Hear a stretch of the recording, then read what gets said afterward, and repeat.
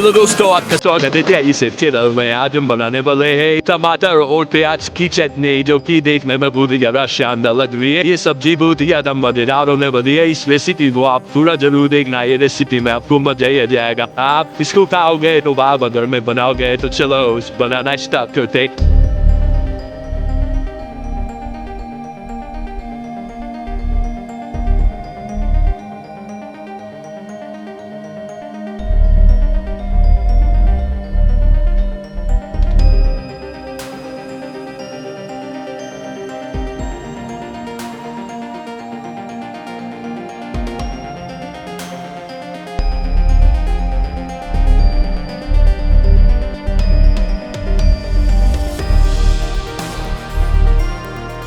तो अपनी ये चटनी बन के तैयार हो चुकी है। ये चटनी आपको कैसी लगी हमें कमेंट में जाके जरूर बताना, और लाइक सब्सक्राइब करना और वीडियो को ज्यादा से ज्यादा शेयर करना अपने दोस्तों के पास। आज के लिए बस इतना ही। मिले किसी और वीडियो में किसी और टॉपिक के साथ। तब तक के लिए बाय बाय।